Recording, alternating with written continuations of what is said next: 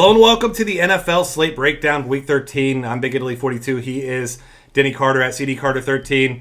We were talking a little bit beforehand about how you found your way into some Richard Rodgers on the waiver wire after missing out on Scott Chandler. So few people, aside from Aaron Rodgers, are more ecstatic than you are after that the ending to that game last night.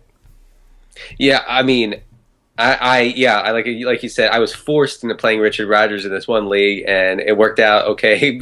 Even before the Hail Mary, he was having a great game. But I was looking through my 50-50s today that I entered on Thursday nights, and lots of people had Richard Rodgers. I mean, like, I was scrolling through lineups for 15 minutes, and Richard Rodgers had enormous ownership in these, which is really bad, by the way. But good for you for getting off to a good start. Yeah. Congratulations for lucking your way into a huge advantage on our head-to-heads, real quick.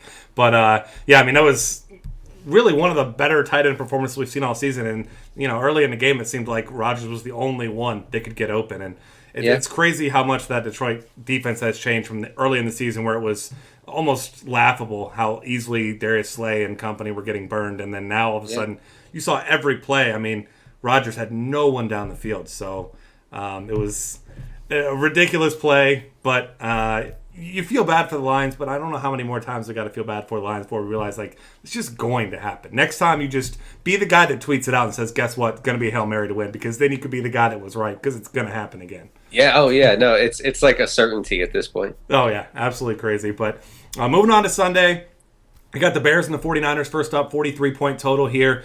Bears, obviously, a sizable favorite here. Blaine Gabbert has quietly been playing pretty well, and that's not to say that I'm a believer in the sense that I would play him. The Bears' defense obviously much improved, but Jay Cutler, Alshon Jeffrey, definitely one of my favorite duos. Obviously, 49ers defense, not good. They've played better at home, obviously, this game on the road. It's just a situation where I'm still not going to play Blaine Gabbert. I know he's looks improved and he's been okay, but there's no way. Well, there would be some argument maybe if this was a really tough week for quarterback pricing and cash game viability, but it's not. Like we have on DraftKings, we have, and I'm sure we'll get to it, at least 4 or 5 very low cost, very safe quarterback options. So I'm okay with skipping right over that. I will say that Gabbert's usage, or just constant dumping off to Sean Drone, is makes him a DraftKings dream come true. Full PPR scoring. I've used him each of the last 2 weeks in most cash lineups, and he's not a tournament play, which is something that we need to stress here, because he doesn't have almost any upside. He's going to catch 5 passes, 7 passes. He's going to gain 70 yards total on the ground and through the air. But that's fine. That's fine. He's going to meet costs. So he's going to be in a lot of my lineups again this week. Yeah. And I mean, and rightfully so. Like you said, he's a guy that does give you that nice floor. But certainly it's one of those situations. It's a good thing you pointed that out, because a lot of people will see these things and be like, well, this guy, it's PPR side, he does have upside, but there's this team's still not projected to score even 20 points according to Vegas, and it's just a situation where you can get yourself your high floor, but that's about it with him. Yep. Speaking of those low-cost quarterbacks you're talking about, Jay Cutler is one of them. I mean, he's $100 above minimum on DraftKings, so that right there, like you said, just kind of that's a no-brainer. You want Gabbert or you want Jay Cutler? I mean, it's I mean, the splits, the home road splits for San Francisco are really alarming. They're getting gouged through the air and on the ground to a point, but especially through the air on the road or in Chicago. Here, Chicago has a 25-point implied total. So Cutler, I feel like I'm overthinking it if I don't have Cutler in a bunch of lineups. He's just so cheap. He doesn't need a big game, but he could very well have a big game here. Yeah, absolutely. And obviously the running back situation for the Bears is one that I'm personally avoiding. I mean, you got Matt Forte, Jeremy Langford. They're kind of grooming Langford to be the back of the future, it seems. And, I mean, there's just no certainty with either one of these guys as far as their touches, really. Right, yeah. I mentioned in the article, in the Slate breakdown, that running backs are averaging 6.3 receptions per game against San Francisco. So that's sort of appealing if there's some indication as to who's going to get the majority of action.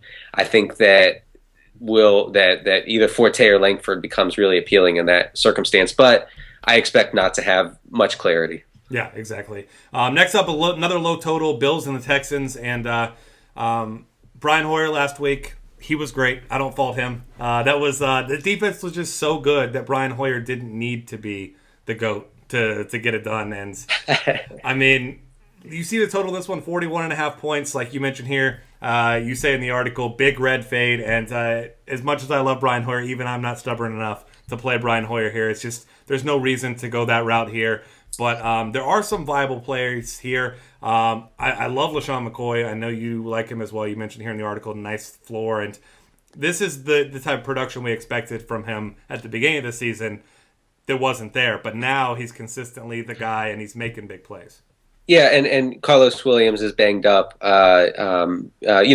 McCoy is facing a Houston defense that somewhat surprisingly gives up the 7th most schedule-adjusted fantasy points to running backs. He's also really involved in the passing game, which helps with the floor there. So yeah, I don't see much reason to fade McCoy this week. I will say about Hoyer, last week I think he had 14 fantasy points at the end of the first quarter. So it was the nightmare. It was the game script nightmare for those who went with Hoyer. The sudden resurgence of the Houston defense is really bad news for Hoyer and DeAndre Hopkins. I don't think that Hopkins is the massive upside weekly play as long as this Texans defense is playing lights out like they are. Yeah, I mean, like you said, in the games where he's had his biggest performances have been games where they've been giving up points or they've been behind big and had to come back. And I mean, it's been the complete opposite. I mean, this has been one of the most consistent units and defensively over the past 3 or 4 weeks here, and against some good offenses too. Right. Yeah, and I don't want to say that Hopkins is an auto fade or anything. That's not the case. I mean, we saw last week Jeremy Maclin went berserk against the Buffalo secondary.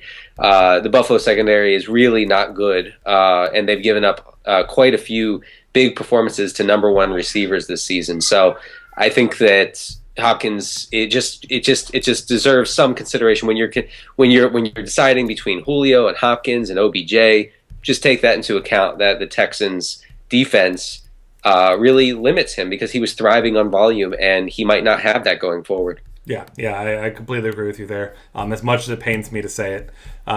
Next up, we got the Dolphins and the Ravens, 2 teams that are just kind of a mess right now. I mean, the Ravens bounced their way into a win, whatever it was last week, with one of 3 straight now crazy finishes with games. But Dolphins been the most inconsistent, like the most GPP only team that you've seemingly, because they've been so up and down. We saw Tannehill, Landry have a huge game last week. We've seen Lamar Miller have big games.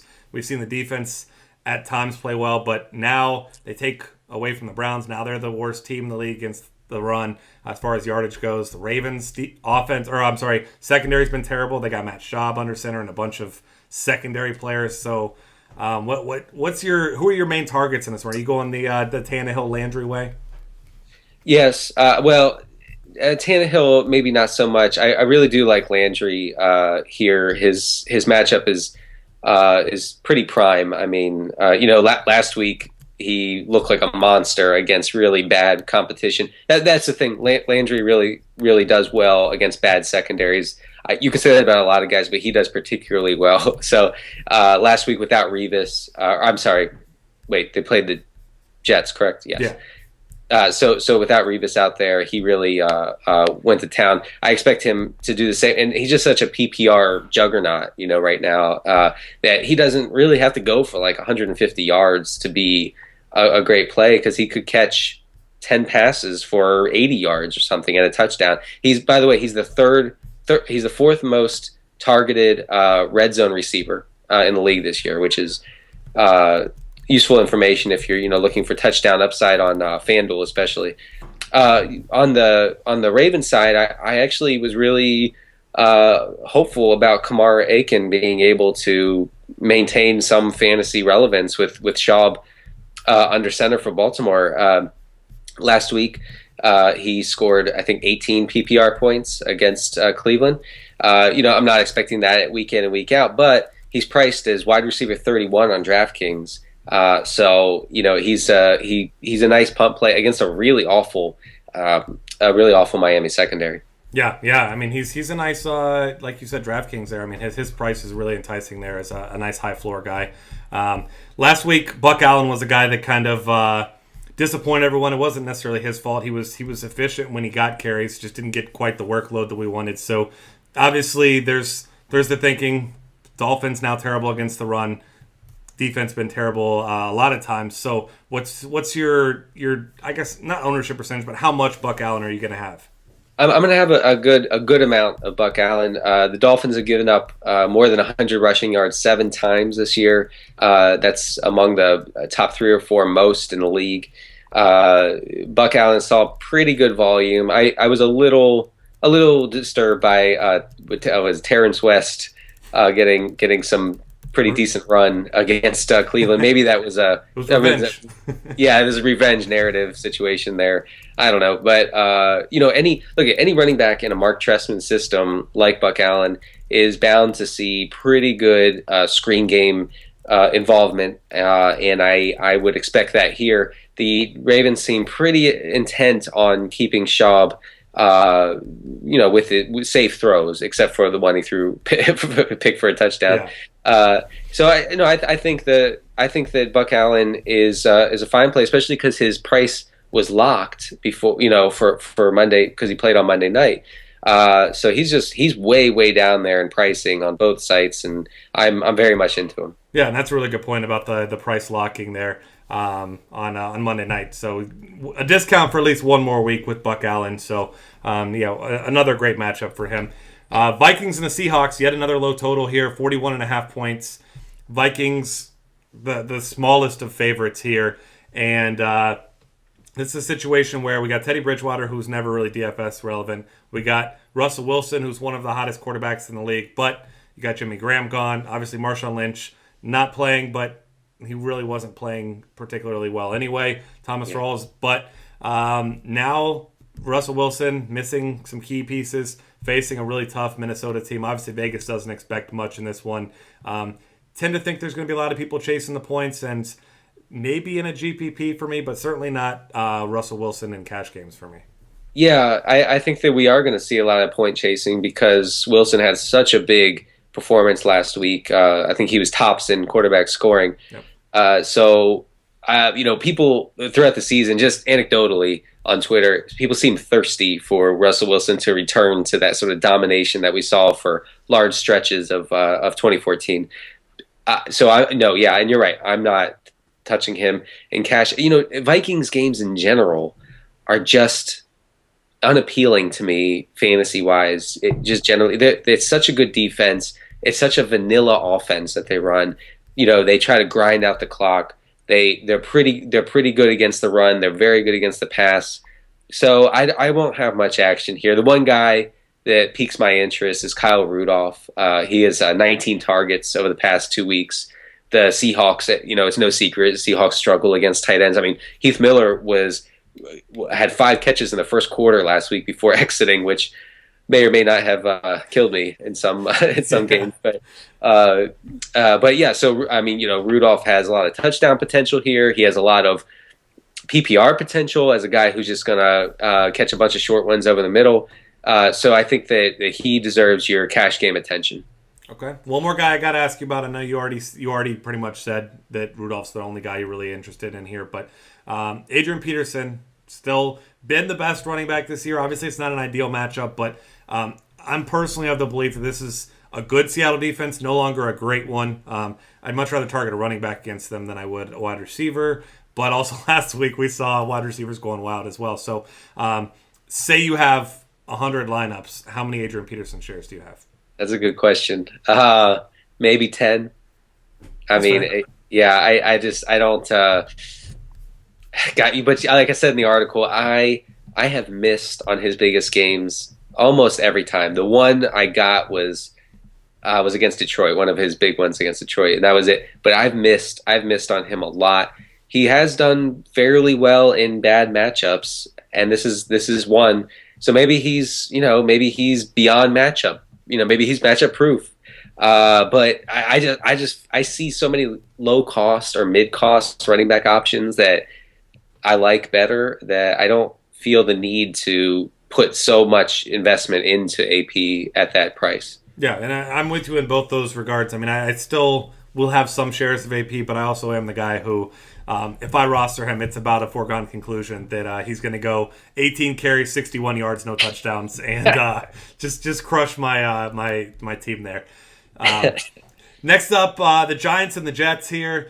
Obviously, this one's going to be a fun one for Giants and Jets fans. It's going to be surprisingly one of the higher totals on the week, despite the fact that it's only 45. Darrelle Revis, not officially out, unless there's something came out this morning, but he's very doubtful, it seems. No one seems to think he's going to play.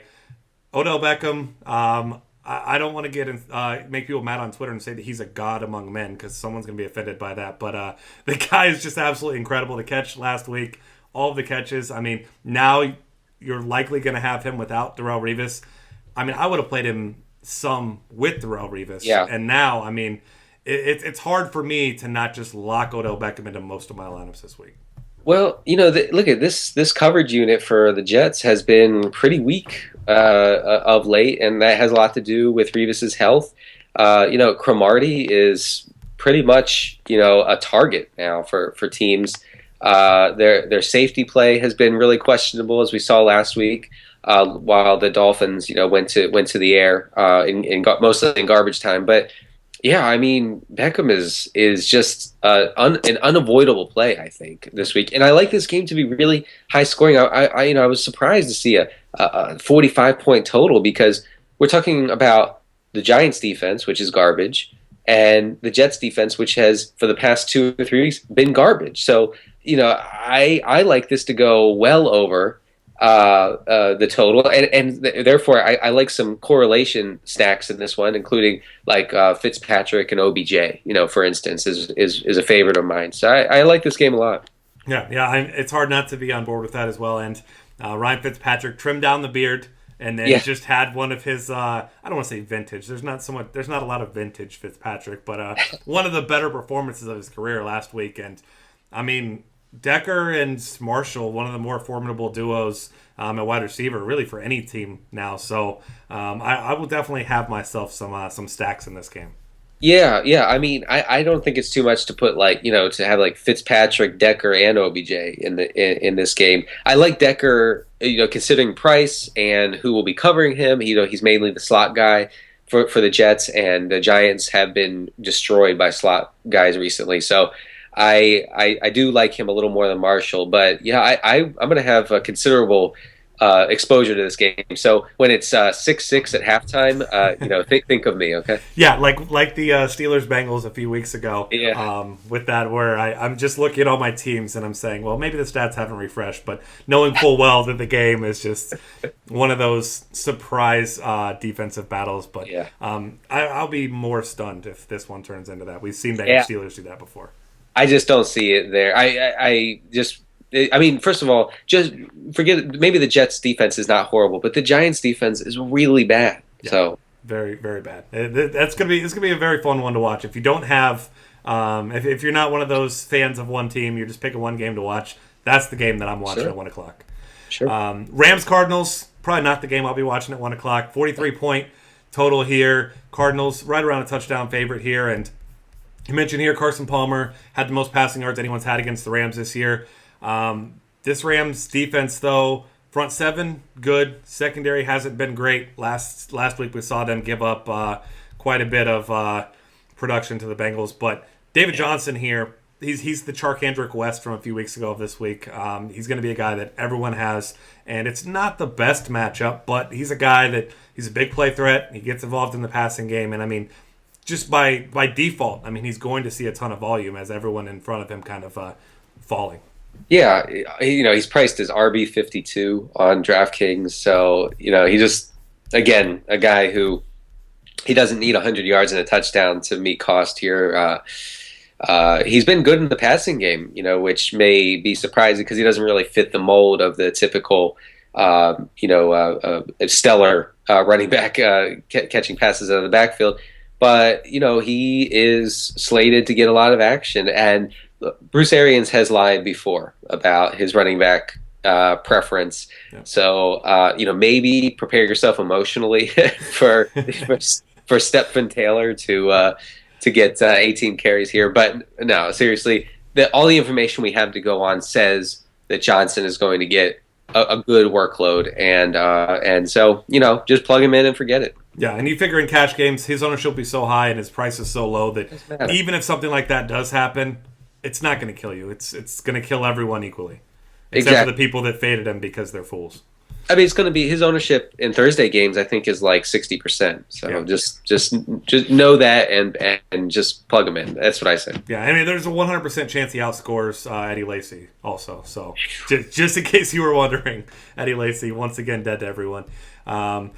You mentioned here the defense, of course. Cardinals, one of the better defenses. Nick Foles, one of the worst quarterbacks. We saw him last week, and I mean, while the number of times that he threw the ball compared to the number of times that Todd Gurley touched the ball is never going to be a winning strategy, but you're kind of forced into it when you're behind quickly and you need to catch up, because running a draw play when you're down by 24 points is not going to get it done. And the Rams, I mean, they just have it's so tough, because the Cardinals are going to do what every other team is doing now to the Rams, and they're going to stack the box, and they're going to say, good luck, Nick Foles, try to beat us. And Nick Foles is seemingly incapable of beating anyone.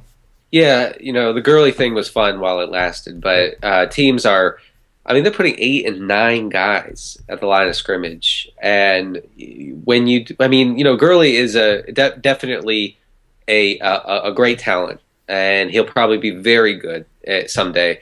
He already is very good. He'll probably produce a lot someday. It just, in this offense, with that quarterback, with that coach, I just don't see it happening. And for a while there, we talked on this show about Gurley was immune to game script, which was weird for a running back.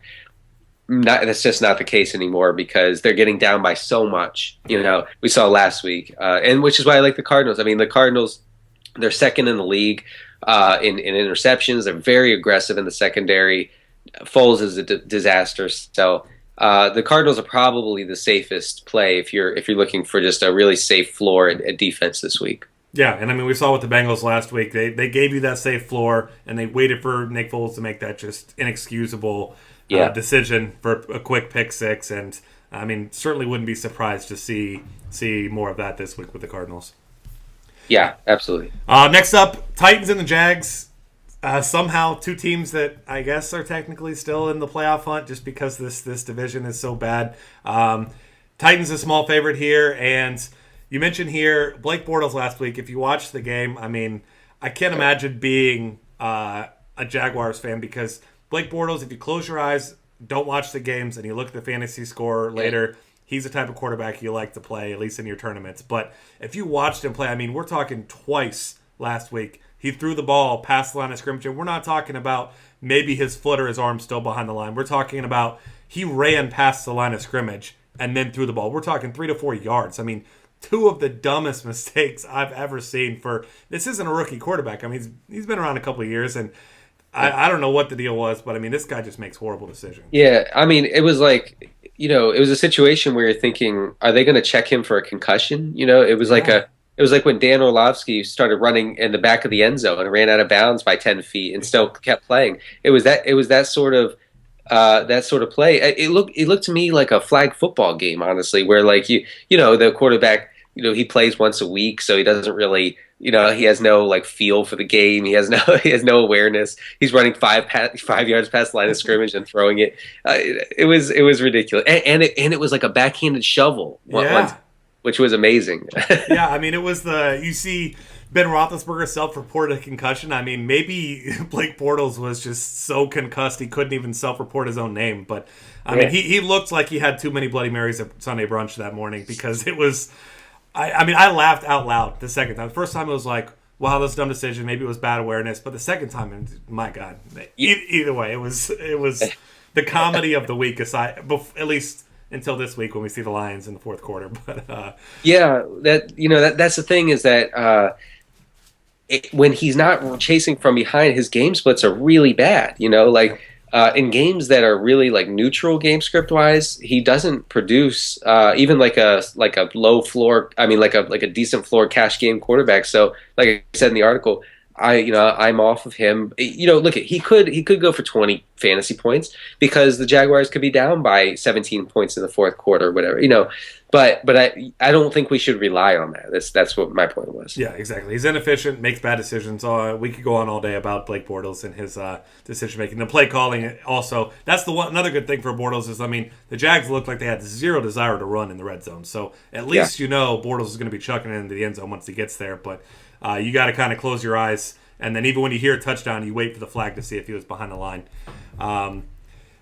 Outside of that, if you're looking at his targets, Julius Thomas, like you mentioned here, big game last week, finally being utilized. He's a guy that I like, especially at his cheap price on a couple sites, but he's still a GPP guy for me because I just am not a fan. Like, Vegas has been nailing this team, even when they're in a great matchup. We're like, why do they have a 20-point total? It's because they just make bad decisions, and the play calling is just atrocious.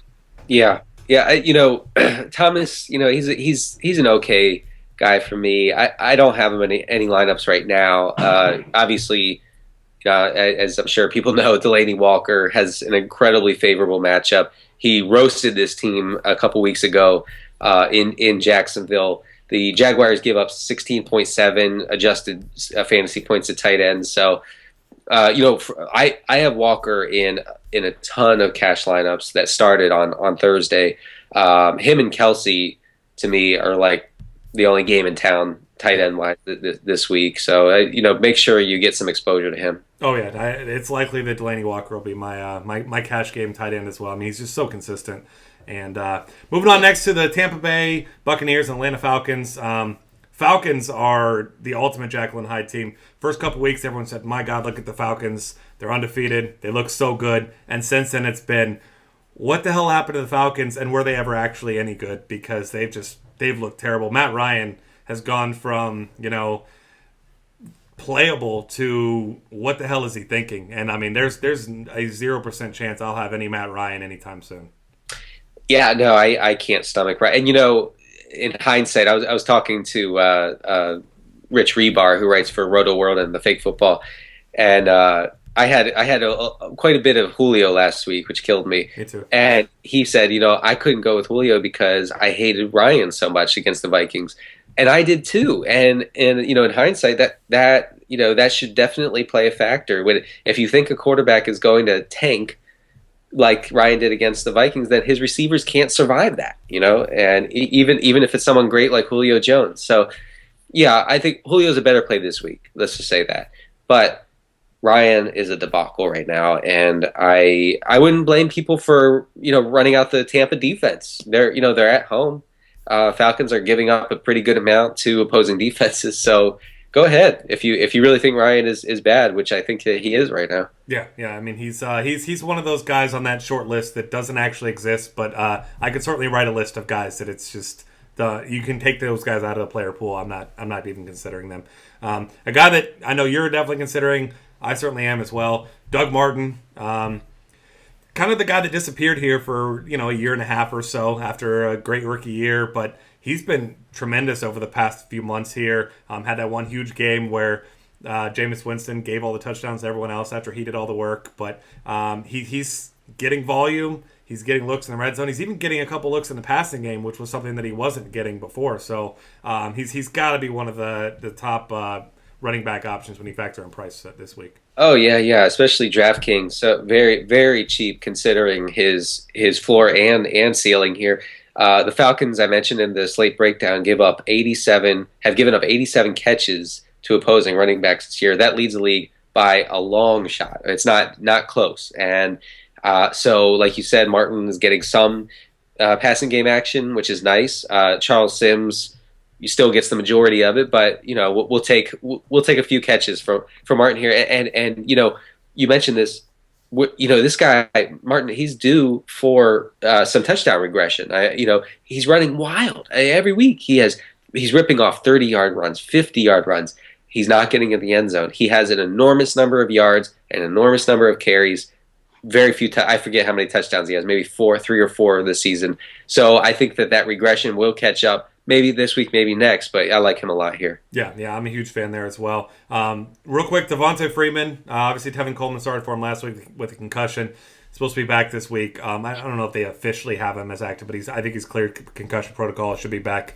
But you mentioned here you don't expect any sort of timeshare. I don't either. I mean, Tevin Coleman looked good last week, but this is the Devonta Freeman's team, and he's been the one guy now that Matt Ryan has been awful that you can really rely on in this offense. Yeah, he's in 10 games. Well, really 9 because he went out really early in that game against Indianapolis. Devonta Freeman has 48 catches on 60 targets. So we've seen this a couple times this year where he has a very low rushing total and still blows the roof off of fantasy-wise, especially PPR-wise. So, he's safe. I'm not, exposed to him a ton this week because, like I said, I like Martin. I like some of the other running backs we've mentioned. I like Buck Allen, who's much cheaper. So, I'm not saying I'm not going all in on Freeman, but I think that he's a nice play. Yeah, I agree. He's a guy that I'll have some exposure to, but I'm with you where I don't think I'll quite be paying up for him in cash games. Browns and the Bengals here. 43.5 point total. Browns team total 16.75. And I'll be honest with you, I'm an Austin Davis fan. I like Austin Davis, not in this matchup, just in general. I think he's an adequate quarterback. But I don't know. Everyone, I got some hate for saying that about Brian Hoyer too. So I'll just let Browns fans believe what they want to believe. But as you mentioned here, Johnny Manziel obviously benched. They're gonna try their damnedest to make sure that he doesn't get back into a game. They're trying to teach him a lesson, and I mean rightfully so. At some point, you got to realize like you're here to play football. Just stay home. Like drink in your basement. Don't act like you don't have alcohol in your basement. But either way, this is not a good spot for the Browns. Offense hasn't been good. Faced last week a terrible Ravens defense, and I just don't really see, outside of maybe Gary Barnidge, anyone that I'm going to target on this side. And then on the Bengals side, of course, you got Tyler Eifert looking less and less likely to play this week. I don't think anything official yet, but I saw a beat writer yesterday saying not looking good for his prospects for this week. Yeah, and that I spoke very highly of Andy Dalton in the Slate breakdown. That makes me hedge because Eifert is such a big part of Dalton's success because not only because he's a really good tight end and he creates unbelievable mismatches over the middle, but because he frees up AJ Green and Marvin Jones and other guys on the outside, to avoid that double coverage and that sort of tilting of the coverage toward those guys. So especially AJ Green. So without Eifert, I think that I would definitely just kind of go toward the safer cash options, like a Cutler, like even like a Roethlisberger, those types, and just leave this one be. I think if Eifert misses. Yeah, and I think that's a really good point. I mean, I know a lot of people, the Andy Dalton haters out there, saying he can't get it done without AJ Green, and I'm on your side on this one. I've always been a proponent of he needs a consistent tight end. When Gresham was in town, he was consistent. Dalton had success now with Eifert. So I'm with you there. I don't think the Bengals have any trouble winning the game, but I'm not going out of my way to target really probably any of them in cash, especially with the potential work split in the backfield. Yeah. It's hard to figure out, and the Browns' defense is really, really awful. But what are you're gonna put Jeremy Hill in and hope for 15 carries and that he gets some goal line? I can't really stomach that for cash purposes. Maybe a GPP. I mean, I know that's a cop out to be like, hey, Jeremy Hill a GPP, but it's like, what else? Where else are you gonna use him? I don't know. Yeah, and I mean, it's a good problem to have for the Bengals, but it's not a good problem to have in your DFS lineups is trying to figure out Gio, Hill, which one's going to get the touches because, like you mentioned, nobody really seems to know week to week. I see a lot of love for Brian Hartline here on Twitter. Seriously. Wow. And, okay, I think it's extrapolated from Austin Davis targeting him 5 times last week, which is a decent amount for the number of plays that he played with. But let's just. I think we should all relax on the Brian Hartline talk and not paint him as any sort of reliable option in this one. Yeah, no, I'm not a fan either. I know Browns fans, with him being a Buckeye, Browns fans are all fans. But I mean, I like Brian Hartline too. But there's so many better situations and spots for cheap wideouts, cheap running backs on your flex, whoever it may be. I won't have any Brian Hartline this week. Please tweet me at CD Carter 13 when he catches 13 balls for 60 yards. Okay. Yeah, the old Miami Dolphins game. Well, I can't remember the numbers on the one game he had, but I want to say it was 160 some yards, no touchdowns, and he's that guy that he's there. That's it. That was his thing. I think he had like 200 yards once without a touchdown. Maybe it was. Yeah, I remember it was a huge game, but he's No thanks. I want no part of the Browns. Not Bengals bias aside, I want no part of the Browns passing attack really, outside of Gary Barnidge ever. Saints and Panthers. This one's going to be a lot more exciting, of course. Big total. I'm kind of surprised it's where it is. I guess a lot of that due to the fact that the Panthers defense, one of the better units in the league. But Panthers at the Superdome, 7-point favorites in this one. Who would have known that would be the case at the beginning of this season, that you'd see them a touchdown favorite on the road, but at the Superdome. But like you mentioned, Drew Brees here. It's anyone who doesn't know this by now hasn't been paying attention. Drew Brees, great at home, struggles on the road. I mean, this is something that's been going on for a very, very long time now. And obviously the whole narrative of, or I guess not a narrative, it's just a fact. Saints defense, secondary, just god-awful.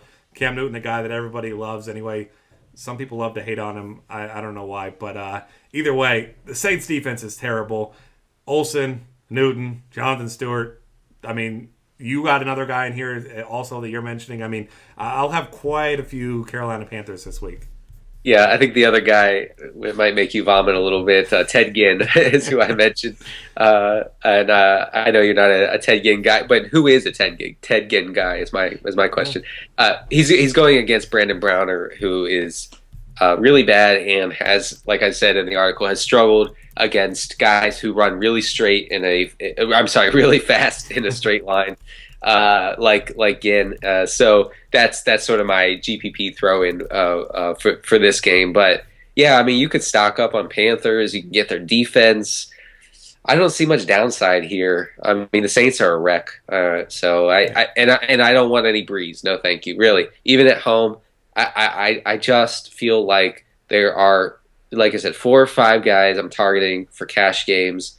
And I don't feel the need to pay the price for Breeze, who I don't think has a very safe floor here. Yeah, and I mean, Luke Kuechly, Josh Norman, if you ask me, the best defensive 1-2 punch of any team in the league. I mean, you can argue that all day. I'm sure there are viable other options, but for me, I don't like targeting. We saw Romo last the Thanksgiving Day game. Audible at the line, you see Kuechly go and audible himself and then get himself an interception. I mean, that kid, he looks like an Abercrombie model, but I mean, he is a hell of a football player. I mean, I love that kid. He's so good. He is team handsome for sure. Yeah, absolutely. I mean, I'm jealous of that hair, but that's why I'm wearing a hat. But either way, different story for a different day. Moving on here to the Raiders and the Chiefs, 4:00 games here. And by the way, I've been noticing it's been less and less 4:00 games as the years go by, and it's driving me nuts. I mean, it's great to have, a good idea of how your week's going in the 1:00 games, but I mean, my afternoons get boring with some of these 4:00 games. I feel like the old days we had 4 or 5 4:00 games, but now it's 2, and usually one of them is garbage, and the other one's like okay. I don't like it. Yeah, I mean, it's the all AFC West this week, really. Raiders, Chiefs, 44-point total. Chiefs, small favorites in this one. Chiefs, the team at the beginning of the year, people had hopes for, played awful. They were one of the worst teams over the first month or so. Now, quietly creeping back up into relevance and even in the playoff picture. And we saw, you mentioned earlier, Jeremy Maclin had a huge game last week. This is not a guy that I'm point chasing here necessarily, but this could be a sneaky potential game for some fantasy output here. Yeah. No, I mentioned, I think the latest for the Kansas City backfield is some sort of timeshare. Is that right? Yeah, that's the last I heard was they're both going to get looks, which is the last thing that any of us wanted to hear. Yeah, which is strange, because Andy Reid is really a one running back type guy, so it's a little weird to hear. I mean, even if Charkandrick West, even if he's back, I'm gonna probably hedge on playing him. I sorry, I mentioned earlier Travis Kelce and Delaney Walker are my two tight ends for this week, and no surprise, the Raiders have been destroyed by the tight ends all season. Pretty much, I think we mentioned this earlier. Anytime you think a player will be covered by one of those Oakland linebackers, you want to get that player in your lineup, whether it's a running back or a tight end. So Kelce, he's third in the league, third among tight ends in targets. He gets decent red zone action. So I just think that it's kind of overthinking it if you don't have exposure to him this week. Yeah, absolutely. And then looking on the Oakland side, of course, Derek Carr, another one of those, I don't want to say roller coaster guys, but he's a guy who's had big upside, and then other weeks been a big time disappointment.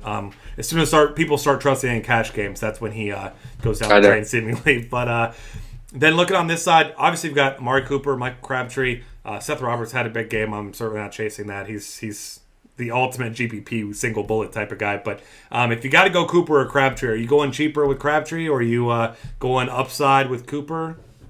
I probably sound like a broken record at this point, but I like Crabtree more. His price seemingly never reaches a point where I look at it and cringe. Where I'm like, oh, well, but no, I'm pretty much always happy to pay for Crabtree because he's not expensive, and per the Pro Football Focus matchup charts, he has the much better matchup here. He gets a lot of single coverage. So, yeah, I think that if you think Carr can do okay in this game, and I think he can, then you gotta like one of them, and I like Crabtree. Yeah, I'm with you there. Next up, Chargers and Broncos. This one, much different than we had anticipated it would have been at the beginning of the season. It obviously depends on your opinion, but you think beginning of the season, Chargers, maybe playoff contenders, Peyton Manning in one of his final seasons, whatever it may have been. Now a pretty completely different story. You got the Chargers out here coming off a solid performance last week, surprisingly. Up there in the battle for number one draft pick, not battle for the playoff spot. Got Brock Osweiler under center for the Broncos, and now everyone crowning him as the next Jesus of the NFL after beating the Patriots. And he's the quarterback of destiny. Who's going to stop the Broncos from winning the Super Bowl? So are you going to bring these people down to earth and say that Brock Osweiler is not the second coming of Peyton Manning? I don't think that I mentioned him as either a GPP or a cash game play because of this. Gary Kubiak was always intent and always has been intent on having an efficient, dominant running game. And I think we saw that commitment pay off last week with C.J. Anderson going off, and also a few weeks ago with Ronnie Hillman going off. Anderson is finally healthy, which he's been banged up all season, and the lack of Peyton in the backfield frees up that running game. And that's weird to say because Peyton running backs have been going berserk for years, but for more than a decade. But that's not the case now. Teams will really be able to stuff the run with him at the helm. So I like Anderson. I think that it's clear that they want him to succeed, which is a big thing. I mean, it's a narrative thing, but it's also an important thing. And he's still super cheap. And the Chargers are allowing 30.6 schedule adjusted fantasy points to running backs. It lines up this week. I don't think that Anderson will have high ownership even after last week's big performance, which makes me a little more bullish on him in GPPs. Yeah, and I mean, this isn't new. I mean, we saw last year, second half of the year, C.J. Anderson was a top 3 running back as far as PPR scoring went. And maybe that was kind of, you saw it as make Peyton Manning work as little as he possibly has to be successful, getting him involved in the passing game, running game, whatever it may be. So I'm with you. I'm still a C.J. Anderson fan. I'll be playing him quite a bit this week, and I'm not really that concerned about his floor, honestly. Yeah, no, me neither. It's important to recognize the fantasy success of Gary Kubiak running backs over the years, and I think that we can see a late season push from Anderson here. Yeah, absolutely. Patriots and the Eagles, or what's left of them versus the Eagles, it doesn't really matter. The Eagles' defense, I mean, you almost feel bad for them in the sense that the Lions probably wish they were giving up 5 touchdowns to quarterbacks every week rather than losing the way that they are. The Eagles have been just, I mean, they're a mess. Everyone's saying, or not everyone, but there's reports that Chip Kelly's on his way out. He's lost the locker room, and I'm trying to think of who. Someone, I think it was Brandon Browner, came out and said that Tom Brady's not the best quarterback in the league. Sam Bradford is. I didn't even click on that article. I went ahead and moved on. Imagine being the person who has to interview already a bad player to talk about another bad player being better than one of the best of all time. I mean, just stop with saying stupid stuff like that. But my eyeballs just rolled out of my head. I'm sorry. Yeah, seriously, I saw that and I couldn't scroll past it fast enough. But either way, Scott Chandler, Danny Amendola looks like he's likely to be back and at least mostly healthy for this one. It doesn't even seem to matter with the Patriots because Tom Brady's seen this not actually a million, but seemingly a million times. He just does what he needs to do with the pieces that he has. And, I mean, he had success last week against arguably the best defense in the league with all his pieces, falling and none of them being able to walk. So I'm not really worried about Tom Brady, but that doesn't mean I'm going to have a ton of Tom Brady. Yeah, I just, Brady, Breeze, Rodgers, which I guess this didn't come to fruition, but those guys just didn't seem to they didn't seem appealing to me. They still don't seem appealing to me because we have these really solid floor cheap quarterbacks this week. The Patriots, this shapes up as a game that they might play conservative. They might use the run game a little more than usual. Danny Amendola scares me a little bit because I just, I don't really love labeling guys as injury prone, but even if you don't think Amendola is injury prone, he's coming off this pretty nasty knee injury. I tweeted yesterday it might be fun to watch him catch 5 of 9 targets in the first quarter and then watch him exit at the beginning of the second quarter. Yeah. So I'm going to limit my exposure to Amendola, but man, that's hard. That's hard because if he plays a whole game here, we're talking 12 to 15 targets. Barring some sort of game script weird disaster here. I really like him if he were healthy, but I'm not begging off him completely. Yeah, I'm with you. I mean, he's the most fragile of receivers, and I mean, it kind of makes sense. He's one of the smaller players in the NFL. I mean, he's not a big guy, so I mean, I'm with you there. Like, if we knew he was a guy who could stay healthy, the floor looks tremendous. The upside looks nice. I mean, we've seen, Julian Edelman see 20 targets in a game before. Yeah. So, I mean, he's no Julian Edelman, but, I mean, he's a guy that could see huge volume. But I'm with you. I'm going to temper my expectations here despite the good matchup, just in case. And then I do see a mention down here at the bottom of one of my favorite players, Darren Sproles, with garbage time. Obviously, if Ryan Matthews is out, but, Darren Sproles, he's the guy that can take it to the house, and that's about it. Yeah. I mean, and I'm really only interested in him on DraftKings because of the scoring. I did want to mention real quick, Brady Amendola, according to the DFC Stack Generator, is the second highest quarterback wide receiver combo of the week. So, take that into consideration maybe when you're building a GPP lineup. Yeah, absolutely. I mean, we could see Danny Amendola laying on the ground, and we'll see Tom Brady just pelting him with footballs all day long. He doesn't need to be able to walk. Brady's just going to keep chucking it at him on the sideline if he has to. This next one may just be the most exciting game of the week as far as fantasy potential. Steelers and Colts. We saw Steelers Seahawks last week, 69 points in that one. Steelers secondary is god-awful. The Colts secondary, front seven, doesn't matter what it is. Their entire defense is not very good either. I mean, this is another one of those ones where it's I want to get so much exposure, but I'm a little bit hesitant because we have seen the Steelers defense at times play well. But, I mean, Matt Hasselbeck looks like he's 38 again. Yeah, that's good. Yeah, he does.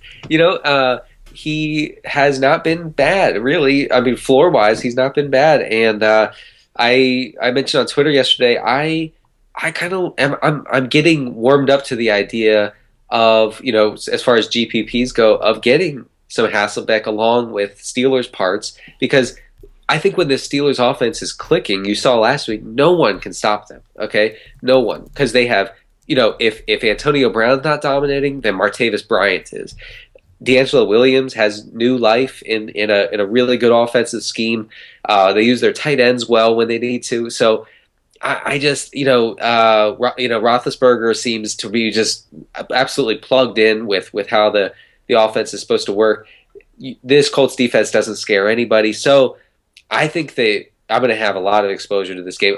So the Giants, Jets, and then Colts, Steelers for me are two games that I just can't get away from this week. Yeah, Colts are going to need to find out a way to clone Vontae Davis about 3 times for this game if they're going to have any chance of slowing down that passing attack. And that Steelers passing attack, the entire offense is just it's terrifying right now. You got guys falling all the time. Heath Miller got hurt, obviously Avon Bell hurt, Roethlisberger's been injured a bunch, and aside from when Michael Vick was in there pretending to be a quarterback still, the offense is, just doesn't skip a beat. It's just And I love Martavis Bryant to death this week. Obviously I'm not the only one, but he has a 5-inch advantage over Greg Toller, who will be covering him most of the time in this one. So I can't get enough Martavis this week. He's priced as a wide receiver 23, I think. 25 on DraftKings. Yeah, that's insane. And we'll see how many people point chase Marcus Wheaton. That's a no thanks for me. No, don't do that. Don't be that guy. Just don't. Next one, you got Washington and Dallas, the Monday night game, and that's the end of the show. We don't need to talk about this one. Thanks for watching. We're out of here. Just not a whole lot to like in this one. Tony Romo, I don't know how many collarbones this guy has, but he's broken all of them, and you feel bad for the guy. He played awful in that game last week anyway, but that's a lot of pressure on a guy that the team in 99% of scenarios would have already been eliminated from the playoffs, and there's no pressure on him. But he's coming back. Everyone thinks he's the savior, and that's a lot on Tony Romo with a bad team to try to bring back. But yeah, Matt Castle over here, it's, I guess, Kirk Cousins you could play in some regards if you want. I don't like playing him though. For me, and this could be the end of my fantasy career here, but I love Washington's defense here. They're priced so low. The Cowboys with Matt Castle under center have given up 13, 16, 7, 9, and 11 fantasy points to defenses. Washington is allowing a 58.3% completion rate to passers over the past month. It lines up. It's Monday night. It's Washington and Dallas. It's the Washington's at home. They're favored by 5 points. So I really love their upside. Besides that, I don't really know much about what to expect from this game. I don't want any Dez. Maybe some Alfred Morris, because Matt Jones, even in games where he goes crazy, he's only playing 35% of snaps. Yeah. So maybe if you think if you think Washington will have a big lead here, like we saw last week, then Alfred Morris will get a lot of carries. Can he do anything with those carries? I don't know, but that's just something I want to throw out there. So you're saying you're not buying into Des Bryant saying that it was the first real practice he's had in months the other day? No. He'll probably get quite a few targets, but for cash purposes, especially, there's just no way. He's so pricey still. He hasn't done anything all season. He's still so expensive. Yeah, and that headline might be the only thing that Des catches that matters this week. So Matt Castle could be throwing the ball to anybody, and it's a big no thanks for me. But either way, that'll wrap things up here for us for week 13. Week 13. Thanks for watching. Find us on Twitter at DF Cafe. He is at CD Carter 13, and check out the rest of our lineup optimizer, stack generator, all the great things at dailyfantasycafe.com.